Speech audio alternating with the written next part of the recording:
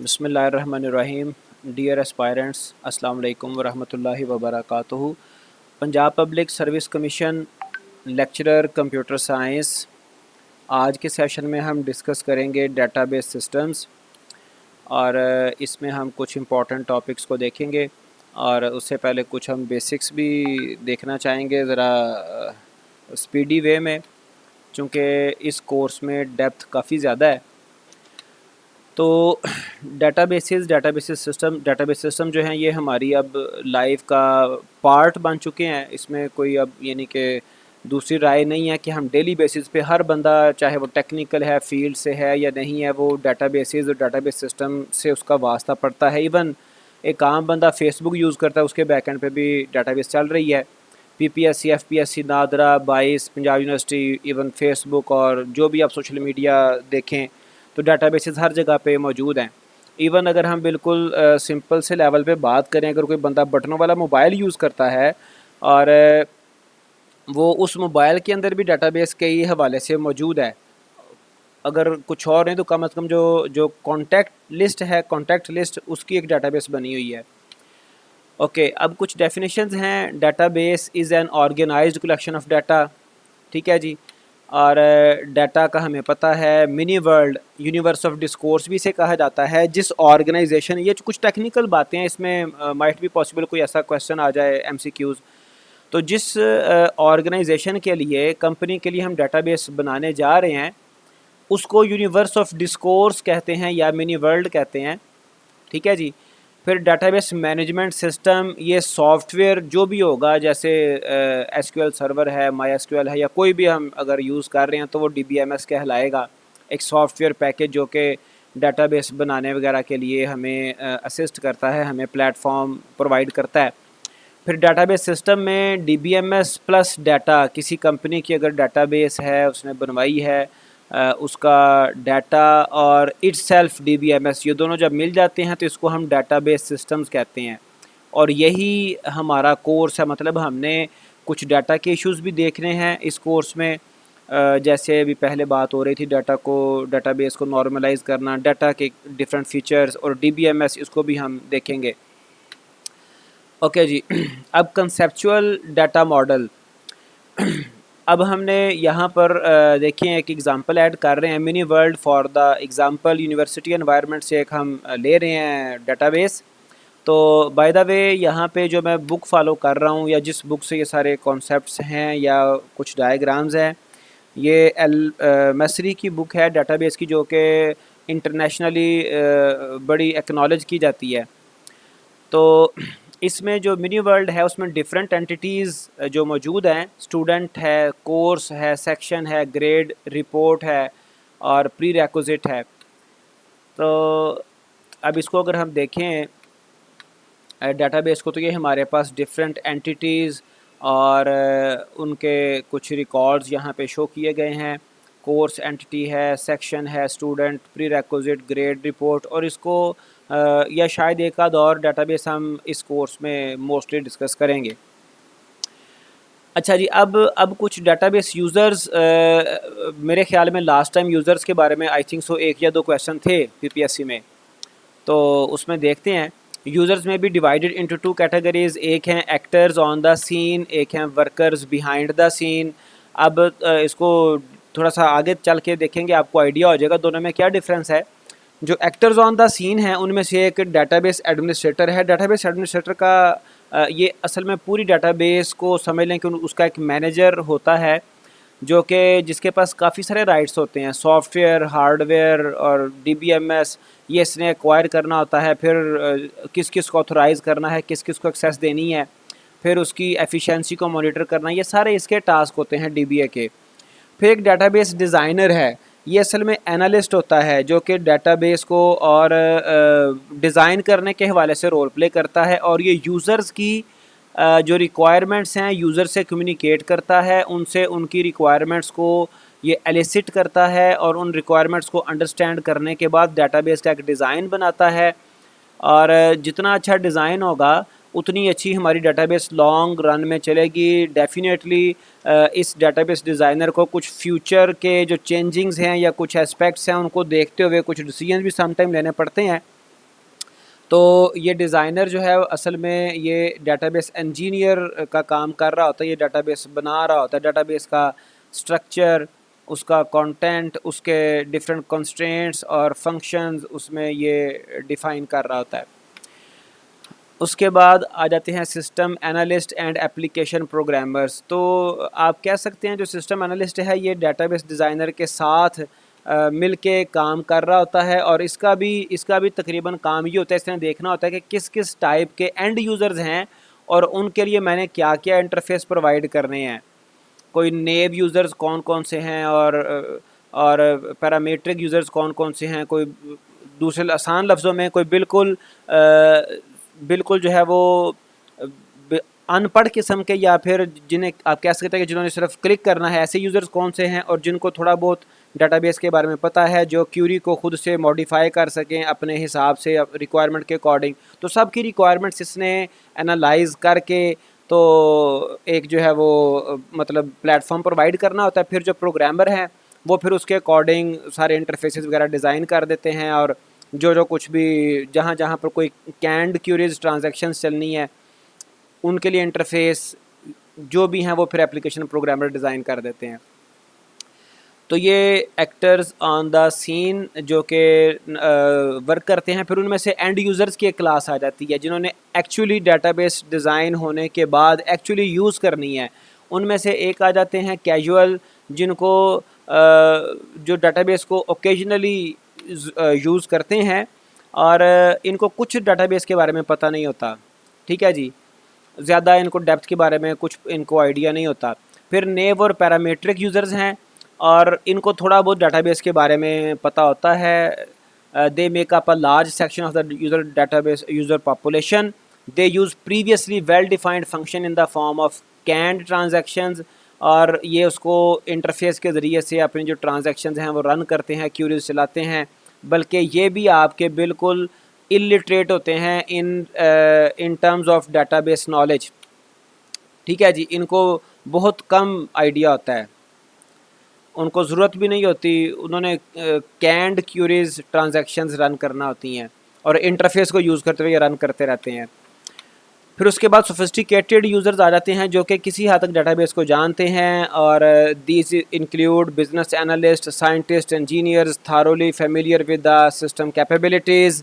Sophisticated users try to learn most of the DBMS facilities. इनको चूँकि ये scientist, analyst, engineers हैं तो इनको पता होता है डेटाबेस के क्या हैं, लेकिन उसको सीखने की कोशिश करते हैं।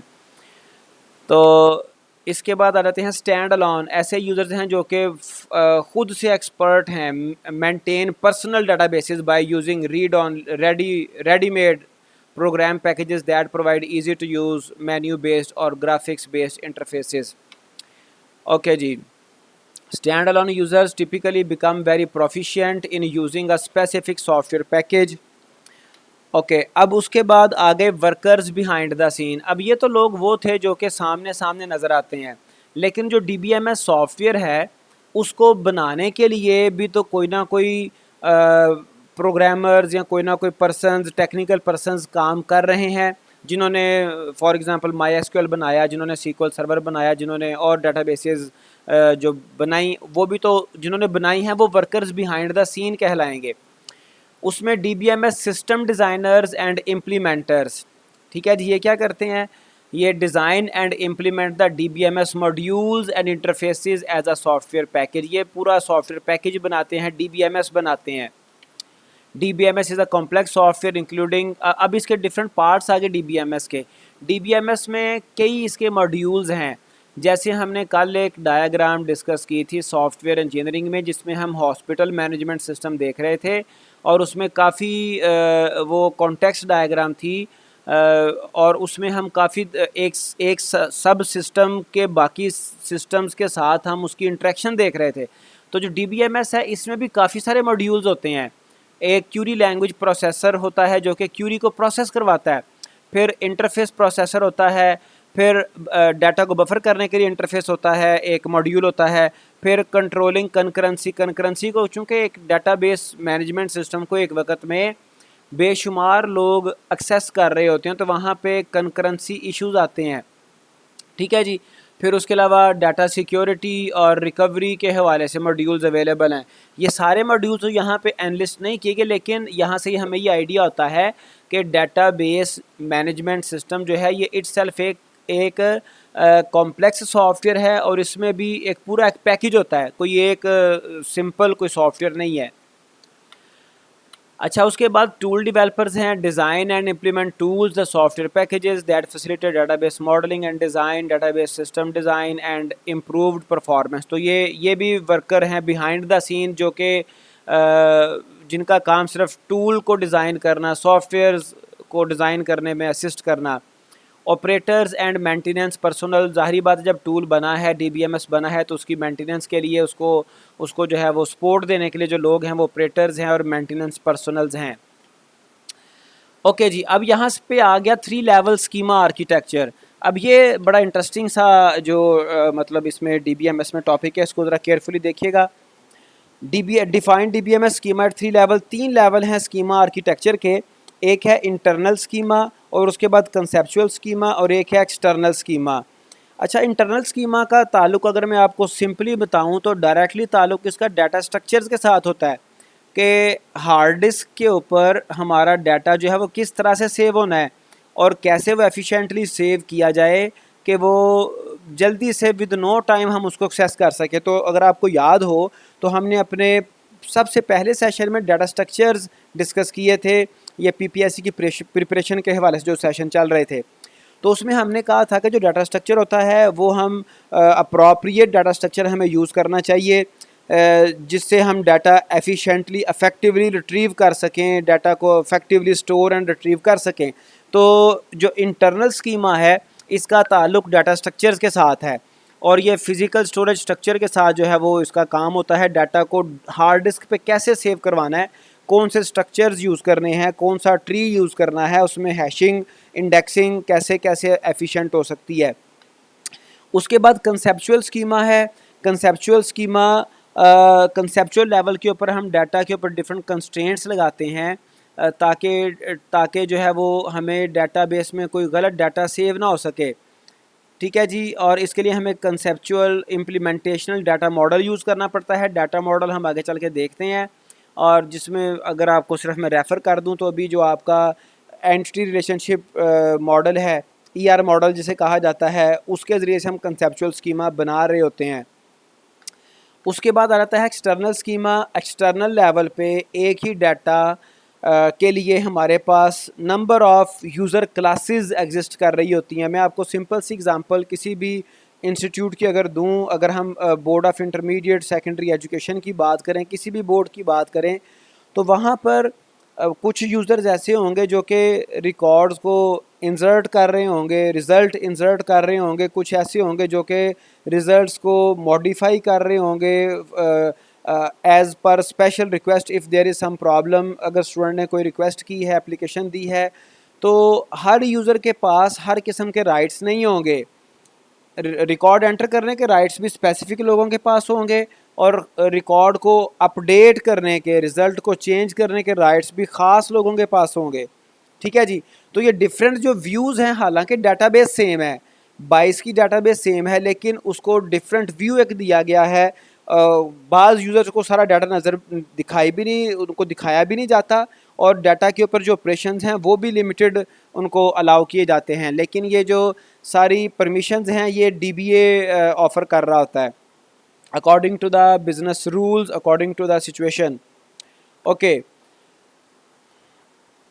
जो 3 लेवल स्कीमा आर्किटेक्चर है इसका पर्पज़ क्या है, इसको क्यों प्रपोज किया जाता है, इसका main purpose program data independence. अब इससे क्या मुराद है ये मैं आपको बताता हूँ। Support of multiple views of the data, ये तो मैंने आपको मल्टीपल व्यूज़ की बात तो आपको मैंने बता दी, जैसे बोर्ड की मैंने डाटाबेस की एग्जांपल दी, वहाँ पे बेशुमार यूज़र्स होंगे, उनको हर क्लास ऑफ यूज़र का जो व्यू है वो डिफरेंट होगा।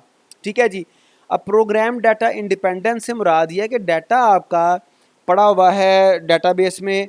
इसको आप यूँ समझ लें कि अगर हमारे पास डिफरेंट 3-4 डिफरेंट वेबसाइट्स हैं, उनके इंटरफेसेस डिफरेंट हैं, तो माइट भी पॉसिबल सब के पीछे एक डाटाबेस वर्क कर रही हो।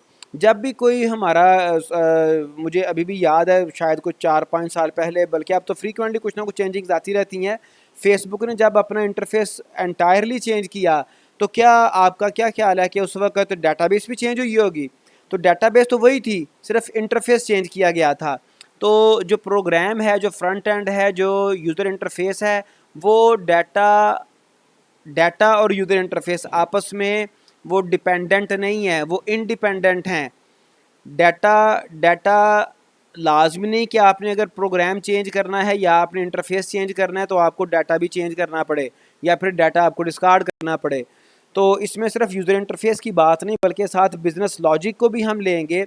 जो हम कोई कोडिंग वगैरह करते हैं, जिसमें हम कोई अपने कंट्रोल स्ट्रक्चर्स कोई यूज़ कर रहे होते हैं प्रोग्रामिंग लैंग्वेजेस में, तो चाहे इंटरफेस हो चाहे बिजनेस रूल्स हो, वो डाटा और ये आपस में डिपेंडेंट नहीं है, इंडिपेंडेंट है। तो ये इसका 3 लेवल स्कीमा आर्किटेक्चर का पर्पज़ होता है। अच्छा, फिर हर लेवल की आपस में मैपिंग पाई जा रही होती है। ठीक है जी। अब जैसे हमने इंटरनल स्कीमा देखा था, तो बल्कि आगे आगे डायग्राम आ रही है, वहाँ से मैं आपको बेटर वे में बता सकता हूँ। ये जो आपका इंटरनल स्कीमा है, और ये यहाँ पे देखें बॉटम पे आपके हार्ड डिस्क या स्टोर डाटाबेसेस पड़ी हुई हैं। ठीक है जी। अब इंटरनल स्कीमा तो स्ट्रक्चर्स को डील कर रहा है ना, स्ट्रक्चर्स को, जैसे मैंने आपको बताया डाटा स्ट्रक्चर यहाँ पे डील होते हैं, कौन सा डाटा स्ट्रक्चर यूज़ करना है, कैसे इसको एफिशिएंट वे में स्टोर करवाना है, रिट्रीव करवाना है। तो अब इससे ऊपर है कंसेप्चुअल स्कीमा। तो कंसेप्चुअल स्कीमा और इंटरनल स्कीमा के दरमियान एक कंसेप्चुअल इंटरनल मैपिंग है। अब मैपिंग को आप कैसे समझोगे? और हमारे अक्सर एक वर्ड टेक्निकल टर्म यूज़ होती है, जिसको अक्सर औकात हमारे इस फील्ड के जो आम तौर पे स्टूडेंट्स हैं, यहाँ पर तो कुछ एक्सपर्ट्स बैठे हुए हैं हमारे साथ मौजूद हैं, लेकिन जो जो नए नए स्टूडेंट्स होते हैं सीएस में, वो समझ नहीं पाते। एक तो इंटरफेस का वर्ड है, उसको समझ नहीं पाते इंटरफेस क्या होता है, फिर मैपिंग को भी सम टाइम वो कंफ्यूज करते हैं। तो इंटरफेस को अगर मैं रियल लाइफ से कोई एग्जांपल दूं, तो बिल्कुल ऐसे ही है जैसे कोई डोर। ठीक है जी। अगर दो कमरों के दरमियान कोई दरवाज़ा है, अगर ड्राइंग रूम है और ड्राइंग रूम जो है, तो इंटरफेस और मैपिंग को आप एक डोर की तरह से अंडरस्टैंड कर सकते हैं। जैसे जैसे मैंने आपको बताया कि दो रूम्स के दरमियान कोई डोर है। ठीक है जी। और इसकी और भी बेशुमार बड़ी टेक्निकल सी एग्जांपल्स भी हो सकती हैं।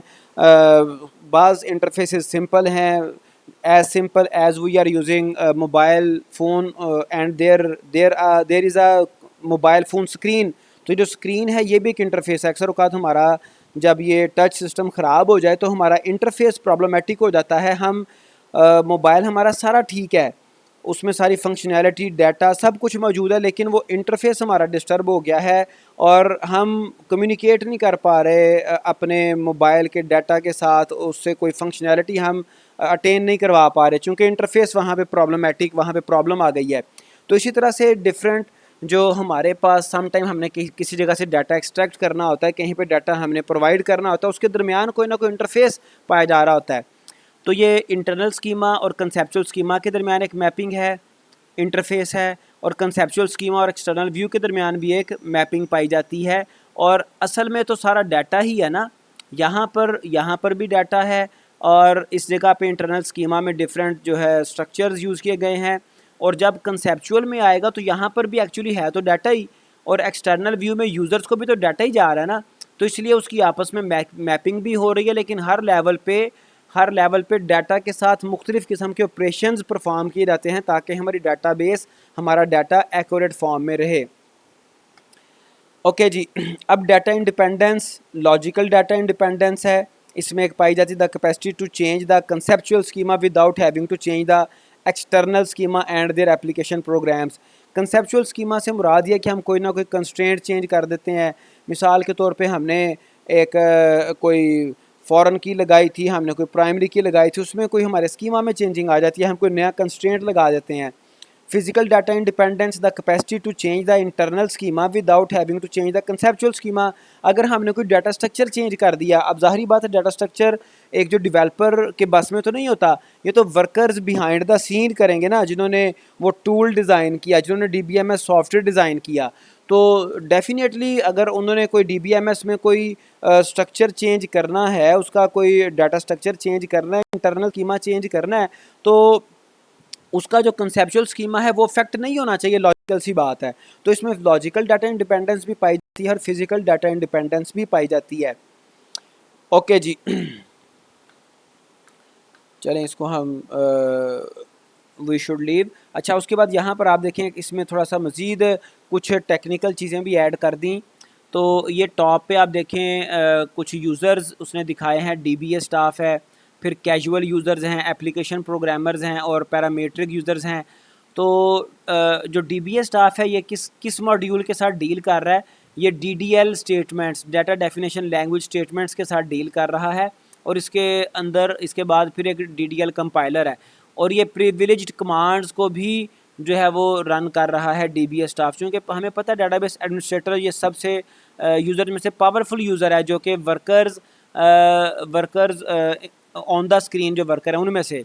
फिर कैजुअल यूज़र्स हैं जो कि क्यूरीज़ को रन करते हैं, और क्यूरी रन करने के लिए ज़ाहिर बात है क्यूरी कंपाइलर हमने कहा था एक मॉड्यूल है जो कि क्यूरी को जो है रन करवाने के लिए, और इसके पीछे एक और मॉड्यूल हमें नज़र आ गया, क्यूरी ऑप्टिमाइज़र। ठीक है जी। अगर हम SQL की बात करें तो हमें कई क्यूरीज नेस्टिंग उसमें करनी पड़ती है।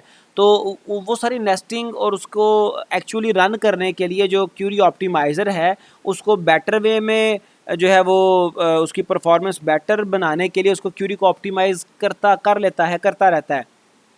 फिर एप्लीकेशन प्रोग्रामर्स, अब यहाँ पे अगर आप देखें तो हमारे पास इधर सेंटर में एक वाज़े तौर पे डिस्टिंग्विश एक उसने किया हुआ है कि ये सारी चीज़ें वो हैं जो कि किसी हद तक जिनके साथ जो वर्कर्स हैं, जो वर्कर्स ऑन द सीन हैं, वो कोई ना कोई इंट्रैक्शन कर रहे हैं। लेकिन ये जो बॉटम एरिया है यहाँ पर सारे लो लेवल के इशूज़ हैं।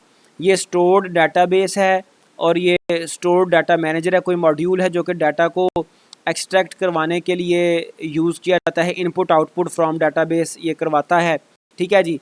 फिर ये एक और मॉड्यूल है कंकरेंसी कंट्रोल, बैकअप रिकवरी सब सिस्टम। यहाँ पे डिफरेंट मॉड्यूल्स हैं, कोई एक नहीं है। कंकरेंसी वाला सेपरेट है, बैकअप रिकवरी वाला सेपरेट है। ठीक है जी। तो यहाँ से हमें आइडिया हो रहा है कि हमारा जो है ना वो चीज़ें सेपरेट हैं। इसको अगर आप कोई और बेटर एग्जांपल से मैं आपको बताना चाहूँ तो जैसे हम कार ड्राइव करते हैं और हमें कार के टेक्निकल इश्यूज़ का अगर पता ना हो तो हम मैक्सिमम कार का बोनट उठा के देख लेते हैं, कोई कहीं पे मसला हमें बाहर नज़र आ जाए तो हम ठीक है उसको किसी मैकेनिक वगैरह को बता देते हैं कि जी यहाँ पे कोई गाड़ी में ना इस तरह का प्रॉब्लम है। और अगर हमें बाहर कोई मसला नज़र ना आए तो हमें अल्टीमेटली मैकेनिक को कहना पड़ता है जी गाड़ी नहीं चल रही, इसको ज़रा आके चेक करें, सही करें। तो अब मैकेनिक को इस लोअर लेवल की चीज़ों के बारे में आइडिया होता है। तो अगर वहाँ से आप देखें तो कार का यूज़र जो मैकेनिक है वो भी कार का यूज़र है। ठीक है जी। और जो ड्राइवर है, जो ऑनर है, वो भी कार का यूज़र है। लेकिन जो ड्राइवर है वो सिर्फ फ्रंट एंड पे है, उसे स्टीयरिंग का पता है, स्टीयरिंग के पीछे साइंस क्या चल रही है उसे नहीं पता। उसे गियर लीवर का पता है, उसे एक्सीलेटर का पता है, लेकिन उसके पीछे साइंस क्या चल रही है वो वर्कर्स बिहाइंड द सीन जानते हैं। तो सेम सिनेरियो यहाँ पर भी पाया जाता है। ओके जी। Data independence. अब आगे डाटा मॉडल। अब जो डाटा मॉडल हैं, जैसे हमने ये 3 लेवल स्कीमा आर्किटेक्चर देखा, तो डाटा मॉडल ओके अब बात हम कर रहे थे कि जो 3 लेवल स्कीमा आर्किटेक्चर है, तो डाटा मॉडल हम यूज़ करते हैं उस आर्किटेक्चर को इम्प्लीमेंट करने के लिए, चाहे हमारा कंसेप्चुअल वो लेवल है, चाहे वो एक्सटर्नल लेवल है। ठीक है जी।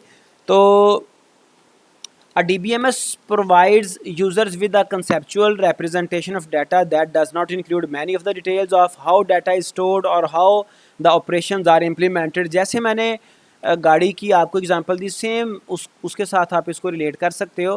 तो जो कंसेप्चुअल रिप्रेजेंटेशन है उसमें मतलब हम गाड़ी ड्राइव करते हैं तो हमें ये तो नहीं पता होता कि हम अगर अपने गियर लीवर को लेफ़्ट साइड पे मूव कर रहे हैं, बैकवर्ड कर रहे हैं, जिस तरह से मूव कर रहे हैं तो उसके बैक एंड पे क्या चल रहा है। बहुत कम लोग जो इस बारे में जानते होते हैं और कैसे वो ऑपरेशन इम्प्लीमेंट हो रहे हैं। तो यहाँ पर भी डाटा मॉडल हमें एक एब्स्ट्रैक्शन प्रोवाइड करता है। Informally, a data model is a type of data abstraction that is used to provide this conceptual representation। ये हमें conceptual representation abstraction के ज़रिए प्रोवाइड कर रहा होता है। ये क्या यूज़ करता है? uses logical concepts such as object, properties and their interrelationships that may be easier for most users to understand than computer storage concepts। तो ये हम एक्चुअल चीज़ों की बजाय कुछ लॉजिकल कॉन्सेप्ट्स यूज़ करते हैं चीज़ों को रिप्रेजेंट करने के लिए। अगर मैं आपको बताऊं तो हम जब रोड के ऊपर ट्रैवल कर रहे होते हैं तो बताने के लिए कि आगे टर्न आ रहा है कोई 50 मीटर के बाद 30 मीटर के बाद उन्होंने कोई ऑब्जेक्ट यूज़ किया होता है वहाँ पे, कोई एक उन्होंने जो है वो एक बोर्ड लगाया होता है, उसके ऊपर रिप्रेजेंट किया होता है कि यहाँ पर आगे टर्न है। तो इसी तरह से हम लॉजिकली चीज़ों को रिप्रेजेंट करते हैं। ठीक है जी, हम ऑब्जेक्ट्स को रिप्रेजेंट करने के लिए, उनकी प्रॉपर्टीज़ को रिप्रेजेंट करने के लिए, उनकी रिलेशनशिप्स को रिप्रेजेंट करने के लिए हमारे पास कुछ लॉजिकल कॉन्सेप्ट्स होते हैं that may be easier for most users to understand than computer storage concepts. उनके मुकाबले में ये आसान है इनको समझना। ठीक है जी, तो डाटा मॉडल जिस तरह से हमने कल सॉफ्टवेयर में भी बात की थी, जो मॉडल होता है ये असल में एक डिज़ाइन होता है। तो हमने डाटाबेस का एक जो मॉडल बनाना है, जो उसका एक डिज़ाइन बनाना है, वो डाटा मॉडल के ज़रिए से हम बनाएंगे। ओके जी, इसकी डेफिनेशन आ गई है, set of concepts to describe the structure of a database, data types, relationships and constraints. अब यहाँ पर मैं थोड़ी सी चीज़ें स्किप भी करना चाहूँगा। फिर इसकी कुछ कैटेगरीज हैं, इस पे हम आते हैं। एक conceptual, high level, semantic data models हैं जो क्या करते हैं, तो ये एक हाई लेवल आपकी कंसेप्चुअल डाटा मॉडल्स हैं जो कि ऑब्जेक्ट की तरह से एंटिटीज़ को यूज़ करते हुए जो है वो रिप्रेजेंटेशन प्रोवाइड करते हैं। फिर कंसेप्चुअल के अलावा फिज़िकल हैं। अब जैसे हमारा इंटरनल लेवल था, स्कीमा आर्किटेक्चर था, तो जो फिज़िकल हमारे पास डाटा मॉडल है ये लो लेवल और इंटरनल को डील करने के लिए यूज़ किया जा रहा होता है। Provide concepts that describe details of how data is stored in the computer storage. ठीक है जी, दैट इज़ मैग्नेटिक डिस्क और सम अदर स्टोरेज मीडियम। तो यहाँ से आप देखें कि अगर कंसेप्चुअल या हाई लेवल डाटा मॉडल है वो भी असल में कॉन्सेप्ट्स प्रोवाइड कर रहा है। ठीक है, और अगर फिज़िकल या लो लेवल डाटा मॉडल है वो भी कॉन्सेप्ट्स प्रोवाइड कर रहा है। अगर आपको डाटा स्ट्रक्चर्स याद हो तो हमने जो ट्री रिप्रेजेंट किया था, उसकी जो डायग्राम्स देखी थी, तो वो असल में कंसेप्चुअल डायग्राम थी। ठीक है जी, फिज़िकली तो ऐसे ऐसे जो है वो ट्री नहीं ना होगी, उसके जो मतलब रूट है या उसके जो चाइल्ड हैं या left child left sub tree, वो इस तरह से तो नहीं ना होगी। ये तो सिर्फ कॉन्सेप्ट है, कॉन्सेप्ट्स की बात है, कंसेप्चुअल चीज़ें हैं। फिज़िकली या एक्चुअली तो वो किसी और तरह से एग्जिस्ट कर रही होंगी चीज़ें। ओके, उसके बाद है इम्प्लीमेंटेशन रिप्रेजेंटेशनल डाटा मॉडल। ये वो डाटा मॉडल हैं जो कि कंसेप्चुअल और फिज़िकल के दरमियान में पाए जाते हैं, और ये वो डाटा मॉडल हैं जिनको यूज़ करते हुए हम अपनी डाटा बेसिस का डिज़ाइन एक्चुअली बना रहे होते हैं। Provide concepts that fall between the above two, balancing user views with some computer storage details. हमने यहाँ पे कंसेप्चुअल डाटा मॉडल्स नहीं देख रहे, हमने यहाँ पे फिज़िकल डाटा मॉडल्स नहीं देख रहे, हमने इम्प्लीमेंटेशनल या रिप्रेजेंटेशनल डाटा मॉडल्स देखने हैं, जिनमें से जो है वो ER मॉडल भी जिनका पार्ट है। अब कंसेप्चुअल या रिप्रेजेंटेशनल डाटा मॉडल को हम देखते हैं। इसमें क्या होता है, इसमें कॉन्सेप्ट्स हम यूज़ करते हैं, एंटिटीज़, एट्रीब्यूट्स, रिलेशनशिप्स, और इसी बेस पे बड़ी इंपॉर्टेंट डायग्राम आपकी ER मॉडल, ER डायग्राम आ जाती है। An entity represents a real world object or concept such as an employee or a project from the mini world। ठीक है जी, that is described in the database. तो entity क्या होती है जी, ये रियल लाइफ में जो मिनी वर्ल्ड है, जो यूनिवर्स ऑफ डिस्कोर्स है, वहाँ पर कोई ऑब्जेक्ट होगा। ऑब्जेक्ट किसको कहेंगे, ये कोई फिज़िकल भी हो सकता है, कोई कंसेप्चुअल भी हो सकता है। ऑब्जेक्ट उसको कहेंगे जिसके बारे में, जिस इम्पॉर्टेंट थिंग के बारे में हम डाटाबेस में डाटा सेव करना चाह रहे हैं। ठीक है जी, फिर एंटिटी के अलावा एज़ यू नो के उसके बाद आ जाते हैं आपके एट्रीब्यूट। अब एंटिटी के कुछ प्रॉपर्टीज़ होंगी, एट्रीब्यूट्स होंगे। जैसे हम अगर किसी एजुकेशनल इंस्टीट्यूट की बात करें तो वहाँ पर एंटिटी अगर स्टूडेंट है तो उसका नेम, उसका रोल नंबर, उसका एड्रेस, उसका फ़ोन नंबर, ये सारे उसके एट्रीब्यूट्स हैं, प्रॉपर्टीज़ हैं। फिर रिलेशनशिप, हमारे पास डिफरेंट जो एंटिटीज़ आती हैं उनका आपस का रिलेशनशिप बन जाता है, और ये रिलेशनशिप मैं आपको चूँकि we are revising this course, we are not learning it from the scratch. हम मतलब कोई एज अ स्टूडेंट इसको बिल्कुल चीज़ों को बेसिक से नहीं लेके चल रहे, हम इसको रिवाइज़ कर रहे हैं। तो रिलेशनशिप जो है हम क्रिएट करते हैं, जो हम बनाते हैं दो एंटिटीज़ के दरमियान। अगर आप उसको टेक्निकली बात करें, डेटाबेस के हवाले से बात करें, तो वो आपका प्राइमरी की फ़ॉरेन की रिलेशनशिप बन रही होती है, ठीक है जी। तो लेकिन इसको भी हम कंसेप्चुअल डाटा मॉडल या फिर रिप्रेजेंटेशनल डाटा मॉडल में रिप्रेजेंट करने का इसका अपना एक तरीकाकार होता है। ओके जी, अब ये जो कंसेप्चुअल डाटा मॉडल है, इसमें ईआर मॉडल आ जाता है, जो कि एक बड़ा पॉपुलर मॉडल है जो हम यूज़ करते हैं डेटाबेस को बनाने के लिए। ओके जी, नाउ फिज़िकल डाटा मॉडल इनको मैं स्किप कर रहा हूँ। हमने जितनी डिस्कशन करनी थी वो हमने इसकी कर ली। बाकी अगर आपने पढ़ना होगा इसको पढ़ लीजिएगा। ये सिर्फ इतना सा है कि ये आपके जो बिल्कुल लो लेवल पे डाटा स्टोर हो रहा था उसके लिए यूज़ किए जाते हैं। फिर उसके बाद रिप्रेजेंटेशनल इम्प्लीमेंटेशन, इनकी मैंने बात आपको भी कर दी। ये data model are the models used most frequently in traditional commercial DBMSes, ठीक है जी। इनमें कौन कौन से include, relational data model include है, नेटवर्क डाटा मॉडल इंक्लूड है, हिरार्किकल डाटा मॉडल इंक्लूड है, ऑब्जेक्ट ओरिएंटेड डाटा मॉडल और ऑब्जेक्ट रिलेशनल डाटा मॉडल। अब इनमें से जो मोस्ट फेमस हम जानते हैं that is relational data model. ये जो नेटवर्क और हिरार्किकल हैं, ये पुराने डाटा मॉडल्स हैं। ये आजकल कहीं स्पेशलाइज तो यूज़ होते हो, लेकिन ये नॉर्मली यूज़ नहीं होते। फिर ये जो ऑब्जेक्ट ओरिएंटेड डाटा मॉडल है और ऑब्जेक्ट रिलेशनल डाटा मॉडल हैं, ये लेटेस्ट कॉन्सेप्ट्स हैं, ठीक है जी। लार्ज स्केल डाटाबेसेस को मैनेज करने के लिए ये जो है वो ऑब्जेक्ट ओरिएंटेड या object relational data model use होते हैं। लेकिन जो हमारे कोर्स में जो मेन हम डाटा मॉडल और कॉन्सेप्ट लेटर ऑन अभी डिस्कस करेंगे, उसका ताल्लुक रिलेशनल डाटा मॉडल के साथ है, ठीक है जी। लेकिन थोड़ा सा मैं इसको डिस्क्राइब ज़रूर करूँगा। जो आपके नेटवर्क और हिरार्किकल हैं, इनको लेगेसी डाटा मॉडल्स कहा जाता है, ये पुराने हैं, ठीक है जी। और नेटवर्क मॉडल डिटेल आप इसकी देख लीजिएगा if you want to get insight. तो जो उसके बाद नेटवर्क है, हिरार्किकल को भी आप थोड़ा सा देखिएगा। अब जो रिलेशनल हैं, इनको आगे चल के भी हम देखेंगे। ये ईएफ कोड ने प्रपोज किया था 1970 में, ठीक है जी। तो जो ऑब्जेक्ट ओरिएंटेड डाटा मॉडल हैं, ये लेटेस्ट हैं, और यहाँ पे कहीं अगर इनके बारे में कोई डेट लिखी हो, several models have been proposed for implementing in a database system, one set comprises models of object oriented, ठीक है जी। तो ये लेटेस्ट कॉन्सेप्ट्स हैं। बहरहाल object relational most recent trend started with Informix Universal Server exemplified in the latest versions of Oracle 10i, DB2 and SQL Server। तो ये latest concepts हैं ऑब्जेक्ट रिलेशनल मॉडल्स के। ओके, अब ये जो आपका मॉडल आपके सामने नज़र आ रहा है, इट इज़ हिरार्किकल मॉडल। जैसे आपको याद है, हमने डाटा स्ट्रक्चर में ट्रीज़ डिस्कस की थी। ट्री हमने कहा था कि हिरार्किकल स्ट्रक्चर है, तो ये देख लें बिल्कुल उसी तरह से आपको नज़र आ रहा है। ओके, उसके बाद ये आ जाता है, ये आपका नेटवर्क मॉडल है। और जो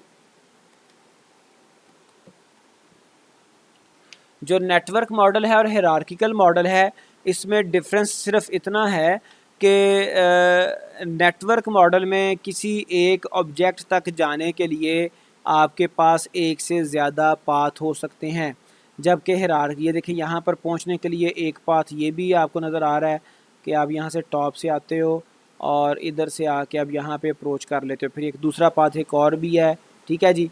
तो ये सिर्फ डिफरेंस है आपका नेटवर्क और हिरार्किकल मॉडल में। हिरार्किकल मॉडल में दो पाथ किसी एक ऑब्जेक्ट तक अप्रोच नहीं करते, ठीक है जी।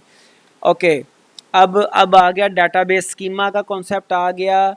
Database schema, the description of database is called the database schema. अब ये बड़ा आई थिंक सो, स्कीमा से मुराद क्या है? डाटाबेस का जो उसकी सारी डिटेल्स हैं, डाटाबेस का डिफरेंट टेबल्स के नाम, हर टेबल के अंदर कौन कौन से कॉलम्स हैं और हर कॉलम की क्या क्या उसमें किस किस टाइप का डाटा आना है, उसमें किस किस लेंथ की वैल्यूज़ स्टोर हो सकती हैं, मैक्सिमम उसकी लेंथ क्या है, कौन सी जो कॉलम है वो प्राइमरी की है, कौन सा सेकेंडरी की है, कौन सा फॉरेन की है। इस तरह से ये सारी जो डिटेल्स हैं, ये आपका स्कीमा कहलाता है, which is specified during database design and is not expect to change frequently। ये अक्सर औकात चेंज नहीं होता, लेकिन जैसा कि कोर्स के स्टार्ट पर अदनान साहब ने बात की थी कि जब चेंज करना पड़ता है, चेंज होता भी है बट फ्रीक्वेंटली चेंज नहीं होता। जब बिज़नेस रिक्वायरमेंट में, बिज़नेस रूल्स में कोई तब्दीली आती है, जब कोई बिज़नेस का डाटा का वॉल्यूम एक्सीड कर जाता है, तो उन केसेस में हमें ये स्कीमा चेंज करना पड़ता है। बट नॉर्मली ये ज़्यादा फ्रीक्वेंटली चेंज होता नहीं है। ठीक है जी। तो schema diagram, a diagrammatic display of a dB schema is called schema diagram. Okay, schema construct a component of the schema और एन ऑब्जेक्ट और entity of the real world, उसको स्कीमा कंस्ट्रक्ट कहते हैं, जो कि जैसे हमने अभी बात की ईआर मॉडल की, और कहा कि रियल लाइफ में कोई एंटिटीज़ पाई जाती हैं, कोई ऑब्जेक्ट पाए जाते हैं जिनको हमने डाटाबेस में सेव करना होता है, तो वो स्कीमा कंस्ट्रक्ट कहलाएंगे। फिर database instance, database, the actual data content of database stored in a database at a particular moment in time is called database instance। इसके काफ़ी सारे नाम हैं। database instance को database state भी कहा जाता है, screenshot भी कहा जाता है, database की occurrence भी कहा जाता है, उसकी snapshot भी कहा जाता है, और actual data भी sometime कहते हैं इसको, database instance को। ठीक है जी। database instance में change quite frequently। अच्छा, हमने डाटाबेस स्कीमा और उसके इंस्टेंस की बात की। तो जो इनिशियल डाटाबेस स्टेट होती है refers to the database when it is loaded. ठीक है जी। जब बिल्कुल स्टार्ट पे हम डाटाबेस को लोड करते हैं तो उस वक्त ज़ाहिर बात है उसका स्कीमा भी होगा और वो उसकी इनिशियल एक स्टेट आएगी। वैलिड स्टेट, किसी भी वक्त जो हमारे पास कोई ऐसी डाटाबेस का इंस्टेंस है जो कि तमाम उसके स्कीमा को वैलिडेट कर रहा है, a state that satisfies the structure and constraints of the database. अब अभी आगे चल के हम पढ़ेंगे कि जो डाटाबेस स्कीमा है उसमें उसके ज़रिए से हम कुछ कंस्ट्रेंट्स अपनी डाटाबेस के ऊपर लगा सकते हैं, और वो कंस्ट्रेंट्स, उनका पर्पज़ क्या होता है? पर्पज़ सिर्फ ये होता है कि डाटा हमारे पास वैलिड फॉर्म में डाटाबेस में रहे। मिसाल के तौर पे आपने अक्सर देखा होगा कि जब आप कोई भी किसी जगह पे फॉर्म फिल कर रहे होते हैं, साइन अप फॉर्म फिल करते हैं, तो वहाँ पर वो आपको फॉर्म फिल करते कोई एरर दे देता है कि आप ये जो यूज़र नेम है आपका ये आप नहीं रख सकते, या फिर आप ये पासवर्ड नहीं रख सकते, तो वो उसके बैक एंड पे कोई कंस्ट्रेंट लगा होता है। The database schema changes very infrequently, ये हमने पहले भी बात की थी। जो स्कीमा है, जो रूल्स एंड रेगुलेशंस हैं, वो बहुत कम चेंज होते हैं, हो सकते हैं लेकिन कम चेंज होते हैं। और जो स्टेट है वो चेंज होगी जब भी डाटाबेस अपडेट होगी। जब भी डाटाबेस में नया रिकॉर्ड एंटर होगा तब भी स्टेट चेंज हो जाएगी। जब भी कोई पुराना रिकॉर्ड अपडेट होगा तब भी स्टेट चेंज हो जाएगी। अगर रिकॉर्ड डिलीट होगा तब भी डाटाबेस की स्टेट चेंज हो जाएगी। ठीक है जी। The schema also called intension whereas state is called extension. तो स्कीमा के भी काफ़ी सारे नाम हैं। स्कीमा को मेटा डाटा भी कहा जाता है, इंटेंशन भी कहा जाता है, डाटा अबाउट डाटा भी कहा जाता है। एक्सटेंशन जो है वो डाटा, उसको डाटाबेस स्टेट भी कहा जाता है, उसको इंस्टेंस ऑफ डाटाबेस भी कहा जाता है, स्नैपशॉट ऑफ डाटाबेस भी कहा जाता है, स्क्रीनशॉट ऑफ डाटाबेस भी कहा जाता है। ओके, इंटेंशन जैसे ये आपके सामने नज़र आ रहा है, it is the database intention. Database यहाँ पर फिर इंटेंशन के कई एक लेवल्स हो सकते हैं। यहाँ पर हमने सिर्फ डाटाबेस के जो टेबल्स हैं उनके नाम बताए हैं और उनके कॉलम्स बताए हैं। एक डिटेल्ड इंटेंशन इस तरह से भी हो सकती है कि आप टेबल के नाम, उसके कॉलम्स और साथ उसके कुछ और कंस्ट्रेंट्स बता दें कि उसमें कौन सी किस टाइप का डाटा आना है। जैसे कस्टमर आईडी एक कॉलम का नेम है, ये कोई कस्टमर के नाम से माइट भी पॉसिबल टेबल होगा, और इसमें जो इंटेंशन है ऐसे भी हो सकती है कि कस्टमर आईडी में डाटा किस तरह का आना है और उसका फॉर्मेट क्या होगा, उसका साइज़ क्या होगा, और ये सारी चीज़ें जो है ना, ये इसका डिटेल्ड इंटेंशन कहलाएगा। इसी को हम इंटेंशन कहते हैं, इसी को हम स्कीमा कहते हैं, इसी को हम मेटा डाटा कहते हैं, इसी को डाटा अबाउट डाटा कहते हैं। ओके जी। अब ये देखें, ये एक्सटेंशन है। एक्सटेंशन से क्या मुराद? डाटाबेस की जो एक्चुअल उसमें डाटा एंट्रीज़ हैं, ये देखें रिकॉर्ड साथ शो कर दिए गए। सिर्फ जिसे कहते हैं मुख्तसर करने के लिए हमने कोई दो रिकॉर्ड शो किए हैं, अदरवाइज़ यहाँ पे ज़ाहिरी बात है डाटा अच्छा खासा उसमें डाटा पॉपुलेट हुआ होता है, ज़्यादा डाटा भी यहाँ पे एग्जिस्ट कर सकता है। ओके जी। तो एक्सटेंशन और इंटेंशन में मुझे उम्मीद है कि आपको डिफरेंस समझ आ गया होगा। इंटेंशन डाटाबेस का स्कीमा होता है और एक्सटेंशन जो है ये एक्चुअल डाटाबेस के अंदर एक्चुअल डाटा को कहा जाता है। ओके जी, अब आ गया रिलेशनल डाटा मॉडल। अब हमारे पास दो इम्पॉर्टेंट टॉपिक्स हैं जो कि हमने डिस्कस करने हैं। एक रिलेशनल डाटा मॉडल है और दूसरा जो है वो आपका नॉर्मलाइजेशन है। तो इसको ईएफ कोड ने प्रपोज़ किया था। टाइम के हिसाब से हम इसको ज़रा जल्दी से करेंगे और उसने अपने एक पेपर में इसको प्रपोज़ किया था। उसके बाद फिर ये अल्टीमेटली यूज़ होना शुरू हो गया और इसमें कुछ कॉन्सेप्ट्स यूज़ किए गए थे। रियल जो डाटाबेसेस हैं, जो रियल वर्ल्ड से, मिनी वर्ल्ड से हमने किसी भी ऑर्गेनाइजेशन के लिए डाटाबेस बनाना होती है तो उसको रिप्रेजेंट करने के लिए हम ये कॉन्सेप्ट्स यूज़ करते हैं। तो जो रिलेशनल मॉडल है बेसिकली ये रिलेशंस के ऊपर बेस करता है, रिलेशंस मैथमेटिकल सेट्स के ऊपर बेस करते हैं और इसकी अच्छी खासी प्रॉपर्टीज़ हैं। अगर हम इसको थोड़ा सा रिव्यू करें तो ये एक टेबल ऑफ वैल्यूज़ होता है रिलेशन, और इसमें रोज़ भी होती हैं, इसमें कॉलम्स भी होते हैं, और each row represent a fact. हर रो एक रिकॉर्ड को रिप्रेजेंट कर रहा होता है जो कि रियल वर्ल्ड के किसी एंटिटी या फिर रिलेशन या फिर आप उसको ऑब्जेक्ट कह सकते हैं, उसका एक पार्ट होता है। जैसा कि स्टूडेंट की एंटिटी, तो हर फैक्ट, हर रिकॉर्ड एक एंटिटी का पार्ट होगा। Okay, each row has a value जिसे हम प्राइमरी की कहते हैं, जो कि आपके टेबल के रिकॉर्ड्स को यूनिकली आइडेंटिफाई करेगी। It is all about relation. ये रिलेशन के कुछ फीचर्स हैं। समटाइम्स रो आईडीज़ और sequential numbers are assign to. बाज़ वक़्त हम एक रो को प्राइमरी की के अलावा कोई और नंबर भी असाइन कर देते हैं, उसको हम प्राइमरी की के अलावा किसी पर्पज़ से आइडेंटिफाई करने के लिए हम उसको इस्तेमाल करते हैं। हमारा एक सेकंड लेयर ऑफ आइडेंटिफिकेशन बन जाती है। Each column typically is called by its column name. जैसे स्टूडेंट का आईडी होता है, स्टूडेंट का नेम होता है, stu name, stu ID and so on. ठीक है जी, तो ये रिलेशन के कुछ एट्रीब्यूट्स थे। अब इसकी जो डेफिनेशन है, इसको हम ये कहेंगे कि जो हमारा स्कीमा है रिलेशन का, उसमें मल्टीपल हमारे एट्रीब्यूट्स आते हैं। जैसे मैं सिर्फ आपको ये अगर इक्वेशन को बता दूं तो ये आर फॉर रिलेशन और A1 A2 AN ये इसके एट्रीब्यूट्स हैं। अब यहाँ पे चूँकि हमने नेम रखे हुए हैं A1 के हिसाब से, definitely if R is actually teacher table और अकाउंट्स टेबल, तो उसमें डिफरेंट जो है वो एट्रीब्यूट्स हो सकते हैं। अकाउंट्स का टेबल है तो वहाँ पे ट्रांजैक्शन डेट हो सकती है, ट्रांजैक्शन आईडी हो सकता है, उसमें कोई और जो है वो और कॉलम्स आ सकते हैं। ठीक है जी, बाकी इसको मैं मज़ीद यहाँ पे एग्जांपल से बता देता हूँ। जैसे कस्टमर का एक रिलेशन है तो उसमें डिफरेंट जो एट्रीब्यूट्स हैं, कस्ट आईडी, कस्ट नेम, एड्रेस, फ़ोन नंबर। तो ये रिलेशन रियल लाइफ में एंटिटी होगी और इधर डाटाबेसेस में उसको हम रिलेशन कहेंगे। ओके, रिलेशन का मज़ीद हम यहाँ पे इसको जो है वो डिस्कशन में नहीं लाएंगे। वजह ये है कि मेरे सामने काफ़ी सारी चीज़ें और हैं। अच्छा, रिलेशन में टपल हम रो को भी कहते हैं, रिकॉर्ड को भी कहते हैं। हर रिलेशन में मल्टीपल टपल्स होती हैं। Tuple is an ordered set of values. Ordered से क्या मुराद है, इसमें एक ख़ास तरतीब पाई जाती है।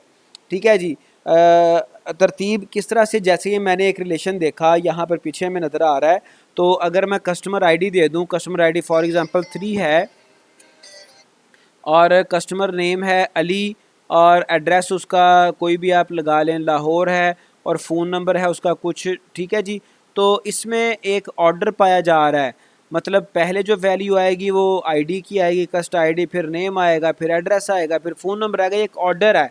ठीक है जी, तो टपल एक ऑर्डर्ड सेट ऑफ वैल्यूज़ होती हैं।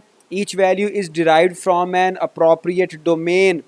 तो हर एक जो वैल्यू है वो एक डोमेन से ली गई होती है। अब डोमेन हम कहाँ पर बताते हैं, कस्टमर आईडी इसकी डोमेन आपको प्रीवियस स्लाइड्स में मैंने दिखाया था, डाटाबेस स्कीमा। तो स्कीमा में हम इसकी डोमेन बताते हैं। जैसे अगर अब मैं आपको फिर एक दफ़ा रेफ़र कर दूं, चूँकि टेक्निकल चीज़ें हैं और इम्पॉर्टेंट भी हैं। जैसे यहाँ पर देखें, ये हमने एक स्कीमा डिस्कस किया था।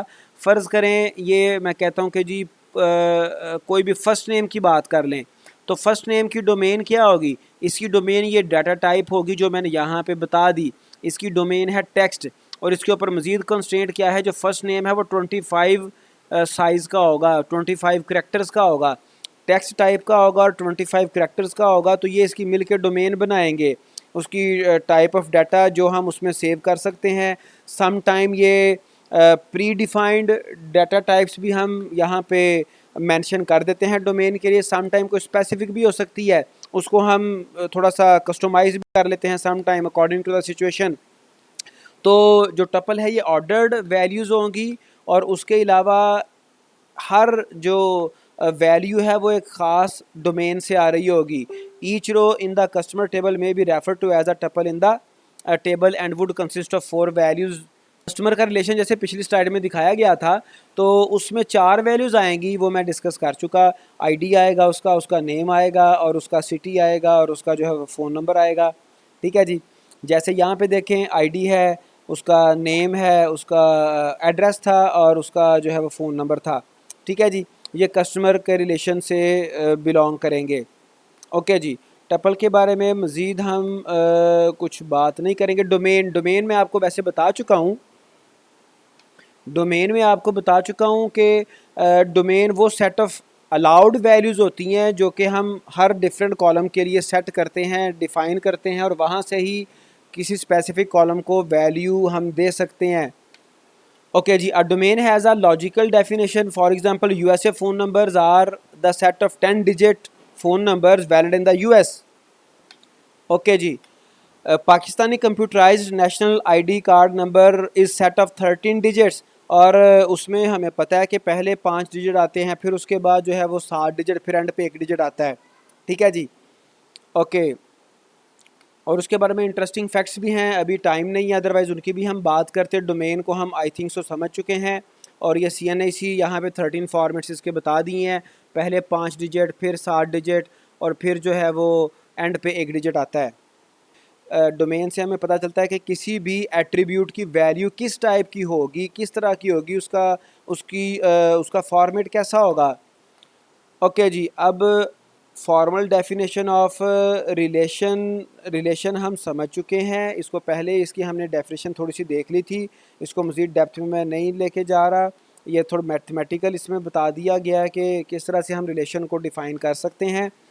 और आगे हम चलते हैं, अब इनफॉर्मल और फॉर्मल टर्म्स की बात कर लेते हैं। हमारे पास हम इनफॉर्मली वर्ड यूज़ करते हैं, टर्म यूज़ करते हैं टेबल, लेकिन उसको हम फॉर्मली रिलेशन कहेंगे। जो जैसे हम एक्सेल पे टेबल बना लेते हैं, माइक्रोसॉफ्ट वर्ड पे उन टेबल्स की ही बात की जा रही है, उसको हम ER मॉडलिंग में या रिलेशनल डाटा मॉडल में हम उसको रिलेशन कहेंगे। फिर जिस चीज़ को हम कॉलम कहते हैं उसको हम एट्रीब्यूट या डोमेन कहते हैं, जिस चीज़ को हम रो कहेंगे वो यहाँ पे टपल या रिकॉर्ड उसको कहा जाएगा। फिर वैल्यूज़ इन अ कॉलम ये किसी ख़ास डोमेन से आएंगी। फिर टेबल की जो डेफिनेशन है वो कैसे पता चलेगी, वो स्कीमा या इंटेंशन कहलाएगी, वहाँ से हमें टेबल की डेफिनेशन का पता चलता है टेबल कैसा होगा।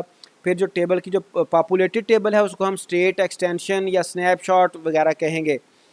तो ये इसकी कुछ इनफॉर्मल और फॉर्मल इसकी टर्म्स थी। ठीक है जी।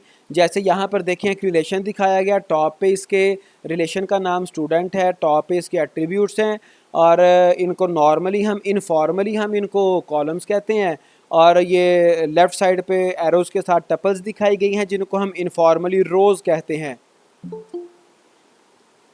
ओके जी। अब characteristics of relation, ordering of tuple in a relation. तो जो ऑर्डरिंग ऑफ टपल है वो इतनी इम्पॉर्टेंट नहीं है। अगर कोई रिकॉर्ड ऊपर आ जाए वो नीचे आ जाए कोई फ़र्क नहीं पड़ता, बट जो वैल्यूज़ हैं टपल में वो all values are considered atomic, वो अटोमिक होने चाहिए।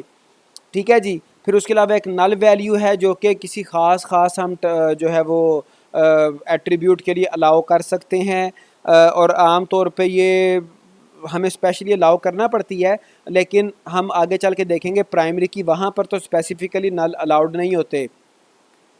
फिर ordering of attributes in a relation schema are. अब ऑर्डरिंग ऑफ एट्रीब्यूट ये इंपॉर्टेंट है। ठीक है जी। ये चेंज नहीं होता, ऑर्डर इसकी तरतीब चेंज नहीं होती, लेकिन अगर हम इसको थोड़ा सा मिन्यूटली देखें तो ये चेंज ऐसे होगी। अभी मुझे करीब करीब यहाँ पे मेरे को टेबल है जी, बिल्कुल देखें, ये हमारे पास हमने बात की थी, एक एट्रीब्यूट, एक हमने प्रॉपर्टी देखी थी कि ये जो ऑर्डर है रोज़ का, टपल्स का, ये सिग्निफिकेंस नहीं है, इंपॉर्टेंट नहीं है। What does it mean? अगर ये डिक डेविडसन पहले रिकॉर्ड की बजाय बॉटम पे चला जाए तो it makes no difference, but we are saying कि जो ऑर्डर ऑफ कॉलम्स है इट इज़ इम्पॉर्टेंट। लेकिन एक सेंस में ये इम्पॉर्टेंट तब नहीं होगा, इम्पॉर्टेंट कैसे है और कैसे इम्पॉर्टेंट नहीं होगा मैं आपको बता देता हूँ। मैं इसको होम फ़ोन को SSN कर दूँ, ठीक है जी, और यहाँ पर मैं होम फ़ोन कर दूँ, सो इट इज़ रॉन्ग, ठीक है। लेकिन अगर मैं क्या करूँ कि इस सारे कॉलम को उठा के, इस सारे कॉलम को मैं उठाऊँ और इसको मैं SSN को उठाऊँ और होम फ़ोन के बाद यहाँ पर मैं प्लेस कर दूँ, ठीक है जी, तो तब जो इस सेंस में जो ऑर्डर ऑफ कॉलम्स है वो इम्पॉर्टेंट नहीं रहेगा। लेकिन अगर मैं सिर्फ उनके हेड्स चेंज करूं तो वो फिर इम्पॉर्टेंट है, वो फिर प्रॉब्लम हो जाएगी, वो फिर डाटा हमारा डिस्टर्ब हो जाएगा। ओके, ये कुछ आपके रिलेशंस के करैक्टरिस्टिक्स थे। रिलेशनल मॉडल कंस्ट्रेंट, अब यहाँ से बड़ा हमारा ट्रिकी और इम्पॉर्टेंट टॉपिक्स शुरू हो रहा है। रिलेशनल मॉडल कंस्ट्रेंट और हमारे जो ईआर मॉडल है, रिलेशनल डाटा मॉडल है, उसके कुछ कंस्ट्रेंट्स होते हैं, उसके ऊपर हम कुछ कोई पाबंदियाँ लगा देते हैं, कुछ लिमिटेशंस लगा देते हैं जो कि हमारे डाटा को एक्यूरेट फॉर्म में सेव करने के लिए इम्पॉर्टेंट रोल प्ले करती हैं। Constraints are conditions that must hold on all valid relation instances. There are three main type of constraints. तीन कौन कौन से हैं? एक है inherent model based constraint और implicit constraints, ठीक है जी। तो ये तो ऑटोमेटिकली जो है वो जो हमारा रिलेशनल मॉडल है उसके अंदर पाए जाते हैं, इनमें हमारा कोई रोल नहीं होता। इसको हमने जो है वो बिल्ड डेवलप नहीं करना होता, हमने इनको एक्सप्लिसिटली जो है वो इंट्रोड्यूस नहीं करवाना होता, ठीक है जी, ये ऑटोमेटिक हैं। उसके बाद आ जाते हैं आपके स्कीमा बेस्ड एक्सप्लिसिट कंस्ट्रेंट। जैसे हमने स्कीमा की बात की, उस स्कीमा के ऊपर कई एक कंस्ट्रेंट लगाए जा सकते हैं जो कि हम डाटा डेफिनेशन लैंग्वेज के ज़रिए से, जो कि SQL का एक पार्ट है, इस लैंग्वेज के ज़रिए से हम ये कंस्ट्रेंट्स लगाते हैं। जैसा कि अभी मैंने प्रीवियसली आपको वो एक दिखाया था जो है वो SQL फाइल, तो उसमें उसमें जो है वो DDL लैंग्वेज को यूज़ करते हुए जो है वो क्यूरीज वगैरह लिखी गई थी। तो ये हम DDL के ज़रिए से कंस्ट्रेंट्स लगाते हैं। इनमें से कौन कौन से कंस्ट्रेंट हैं? फॉर एग्जांपल एंटिटी इंटेग्रिटी है, रेफरेंशियल इंटेग्रिटी है। अब इनको हम अगली स्लाइड्स में देखते हैं एंटिटी क्या है और रेफरेंशियल इंटेग्रिटी क्या है, लेकिन उससे पहले थर्ड टाइप है एप्लीकेशन बेस्ड और सिमेंटिक कंस्ट्रेंट्स। तो ये जो मेरे एप्लीकेशन बेस्ड और सिमेंटिक कंस्ट्रेंट्स हैं, इनका ताल्लुक हमारी एप्लीकेशन के साथ है, प्रोग्राम्स के साथ है, और इनको यूज़ करते हुए हम अपने बिज़नेस रूल्स को सम टाइम जो है वो इम्प्लीमेंट कर रहे होते हैं। इनको बिज़नेस रूल भी कहा जाता है, ये आप बॉटम पे देख सकते हो। तो ये भी हम एक्सप्लिसिटली अप्लाई करते हैं, लेकिन जो हमारे पास स्कीमा बेस्ड हैं ये भी हमें अप्लाई करने पड़ेंगे एक्सप्लिसिटली, और जो इनहेरेंट हैं वो हमें अप्लाई करने ही नहीं पड़ते, वो वैसे ही हमारे रिलेशनल मॉडल का खासा होते हैं या फिर उनके अंदर ऑटोमेटिकली डेवलप्ड होते हैं। अच्छा, अब इसमें जो स्कीमा बेस्ड कंस्ट्रेंट्स हैं उनमें एक डोमेन कंस्ट्रेंट आ जाता है, की कंस्ट्रेंट्स आ जाते हैं, एंटिटी इंटेग्रिटी कंस्ट्रेंट आ जाते हैं, रेफरेंशियल इंटेग्रिटी कंस्ट्रेंट आ जाते हैं। डोमेन कंस्ट्रेंट तो मैंने आपको जैसे बताया अभी के CNIC जो है पाकिस्तानी, उसके 13 डिजिट्स होंगे, पहले 5 आएंगे, फिर 7 आएंगे, फिर 1 डिजिट आएगा। तो डोमेन से ही वैल्यू आएंगी, जो फॉर्मेट बताया है वही वैल्यूज़ होंगी। तो ये वाले कंस्ट्रेंट डोमेन कंस्ट्रेंट कहलाएंगे। आप CNIC में ABC नहीं लिख सकते। It is the if you are doing this you are actually violating domain constraint, ठीक है जी। ये तो बड़ा सिंपल सा कॉन्सेप्ट है, लेकिन इसको समझना ज़रूरी था। Each attribute value must be either null which is really a non value और drawn from the domain of that attribute. वो उसी डोमेन से वैल्यू आएगी, कहीं और से नहीं आएगी, ठीक है जी। अदरवाइज इफ़ अलाउड तो नल हो सकती है।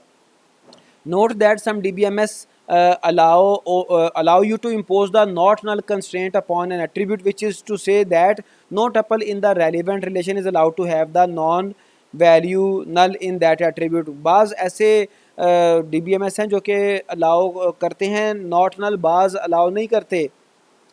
ओके ये डोमेन कंस्ट्रेंट सिंपल था, जो हमने डाटा टाइप बताई है उसी टाइप की वैल्यू होगी इन वेरी सिंपल सेंस। उसके बाद आगे की कंस्ट्रेंट, ये थोड़ा जो है वो इम्पॉर्टेंट कॉन्सेप्ट्स हैं, but I will try to make it simple. तो जिसको हम प्राइमरी की कहते हैं, बिल्कुल वही उसी की बात कर रहा हूँ। इसमें एक कॉन्सेप्ट आता है सुपर की का। हमारे किसी भी टेबल के अंदर, किसी भी रिलेशन के अंदर तमाम रिकॉर्ड्स को यूनिकली आइडेंटिफाई करने के लिए हम multiple set of attributes, set of columns बना सकते हैं।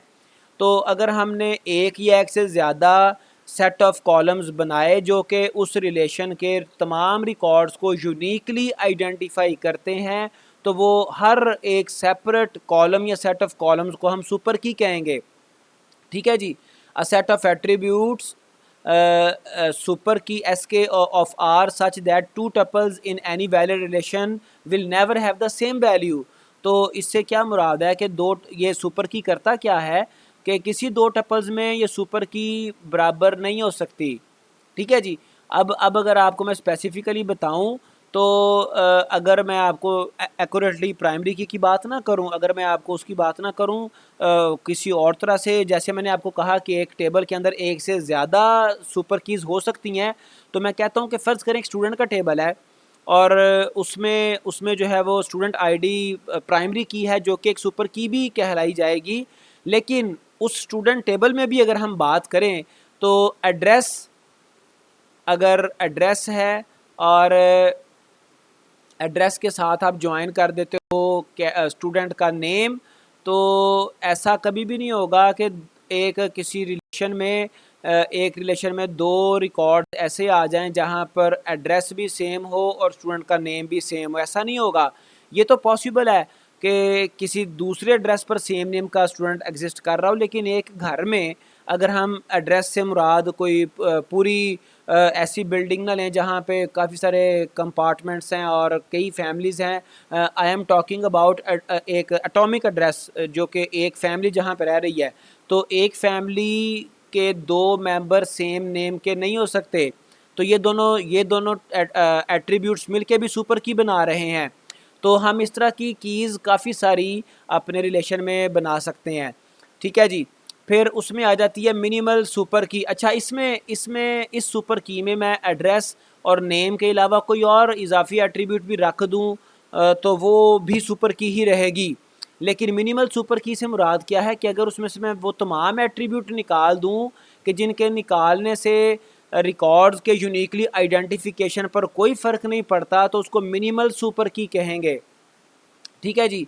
तो उसके बाद आ जाती है कैंडिडेट की। अब जो हमारे पास मल्टीपल सुपर कीज़ बनती हैं या मिनिमल सुपर कीज़ बनती हैं, वो सारी की सारी they are candidate to become a primary की।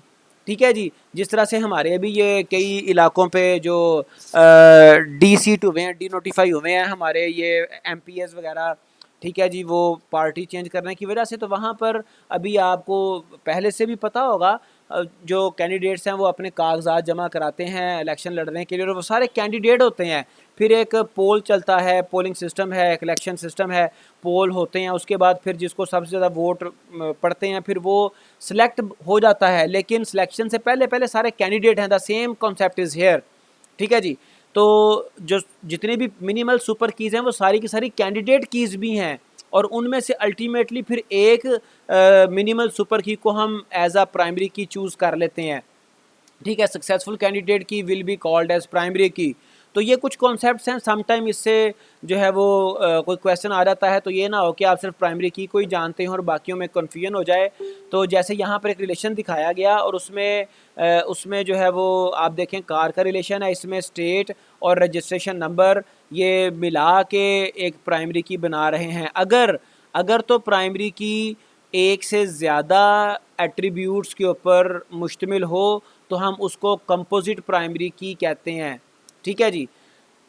लेकिन नॉर्मली हम कोशिश ये करते हैं कि हमारी जो प्राइमरी की है वो सिंगल कॉलम वाली हो। But if there are some situations के कोई सिंगल कॉलम वाली मिल नहीं रही, then we have to go with composite key. ठीक है जी। अब यहाँ पर दो कीज़ हो सकती हैं, एक की है स्टेट रजिस्ट्रेशन नंबर, दूसरी की हो सकती है सीरियल नंबर और मेक। ठीक है जी, दोनों ही सुपर कीज़ हैं, लेकिन दोनों में से हम कोई एक चूज़ कर लेंगे, दोनों कैंडिडेट कीज़ हैं, एक चूज़ कर लेंगे तो वो प्राइमरी की बन जाएगी।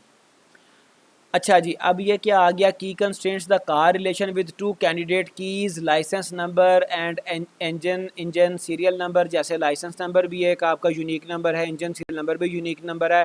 तो ये दोनों कैंडिडेट कीज़ थी, लेकिन ये अंडरलाइन शो कर रही है कि इन कैंडिडेट कीज़ में से मैंने या हमने या डेवलपर ने इसको लाइसेंस नंबर को as a primary key choose कर लिया है। ठीक है जी, ओके।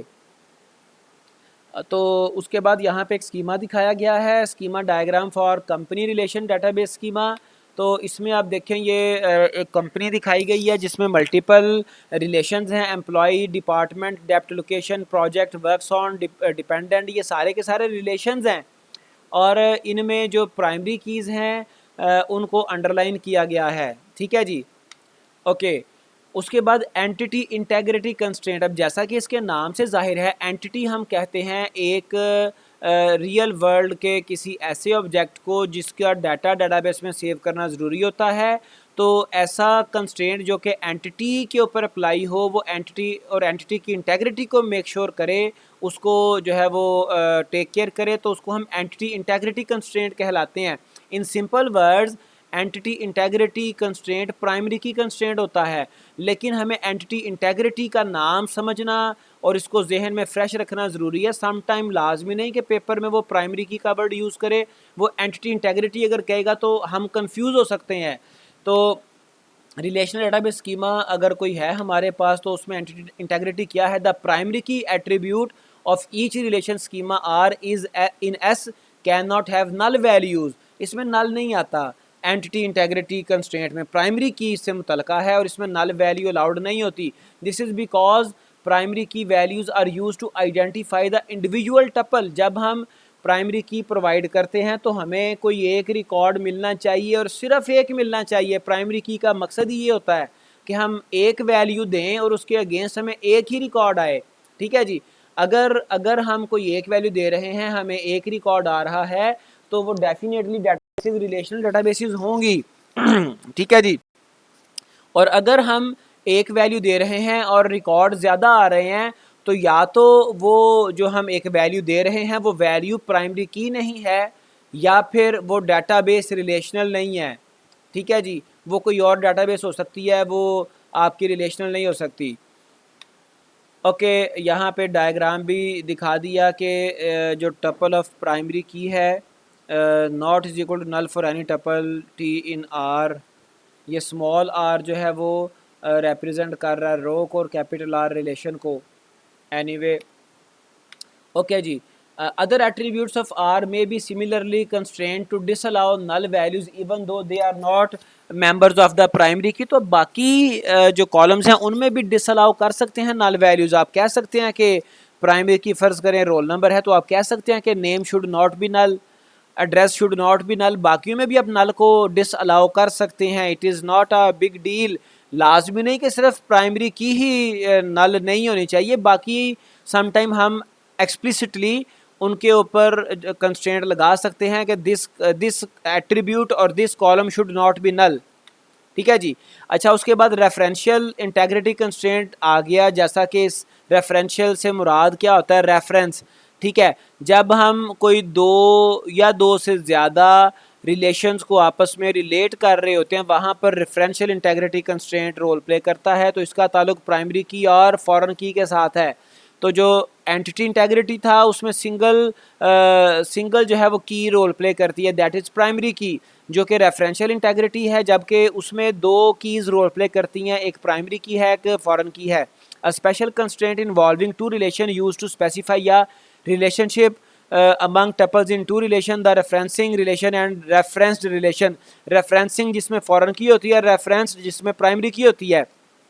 ठीक है जी, जो एंटिटी इंटेग्रिटी था उसमें सिंगल रिलेशन इन्वॉल्व होता है, ये मैं आपको पहले भी बता चुका। Tuples in the referencing relation R1 have attributes F के। रेफरेंसिंग में फॉरेन की होती है, जबकि रेफरेंस्ड जो है उसमें प्राइमरी की होती है। अब ये भी टेक्निकल टर्म है, सम टाइम पेपर में वो फॉरेन की बजाय रेफरेंसिंग रिलेशन की बात कर सकता है, वहाँ पर हम कंफ्यूज हो सकते हैं। और रेफरेंस्ड रिलेशन की बात कर सकता है। रेफरेंस्ड रिलेशन जो है ये प्राइमरी की इसमें मौजूद होती है, ये चीज़ें याद रखिएगा।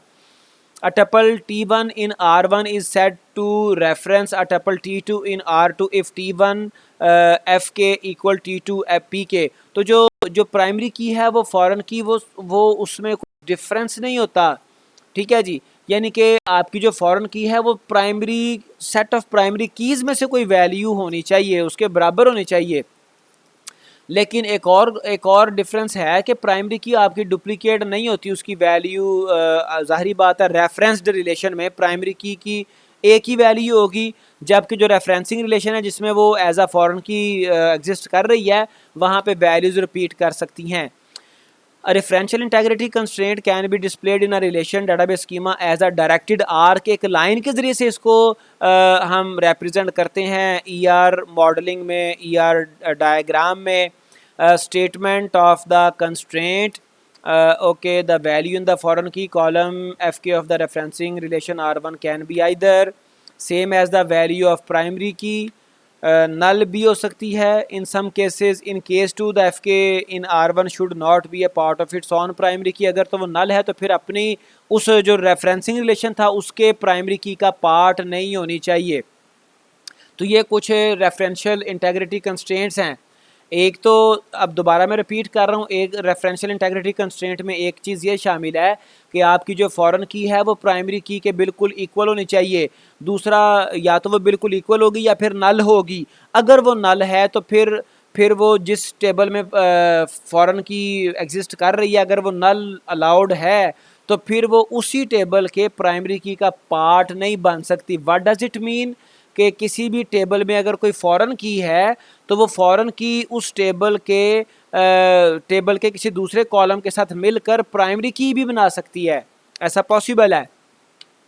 ओके, जैसे यहाँ पर देखें एक यहाँ पे ER डायग्राम दिखाई गई है और इसमें जो अंडरलाइन जो आपके एट्रीब्यूट्स हैं ये प्राइमरी कीज़ हैं, और ये जो एरो दिखाया गया है ये रेफरेंस दिखाया गया है।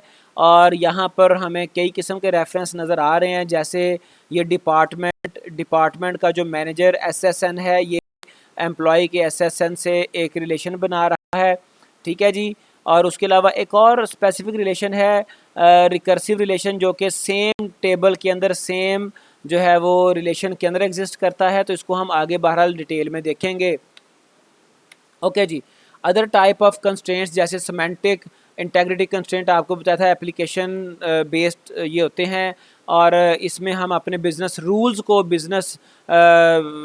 अप्लाई करते हैं। जैसे हमने कह दिया कि जी कोई भी एम्प्लॉय 56 घंटों से ज़्यादा काम नहीं कर सकता है एक वीक में। ये एक बिज़नेस रूल है, ये एक बिज़नेस की पॉलिसी है, किसी कंपनी की पॉलिसी है, लेकिन इसको भी हम एक्सप्लिसिटली अप्लाई कर सकते हैं।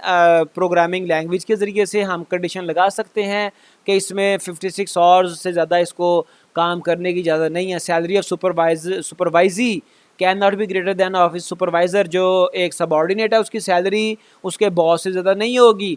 Salary of an employee can not be lower than, you can say, जैसे पाकिस्तान में रूल अब आ जाता है कभी 20,000 से कम नहीं होगी, 25,000, तो इस तरह के रूल है, ठीक है जी। ये सारे बिज़नेस रूल्स हैं, आपकी बिज़नेस लॉजिक्स हैं, इनको भी अप्लाई कर सकते हैं। ये भी एक टाइप के कंस्ट्रेंट हैं, ठीक है जी।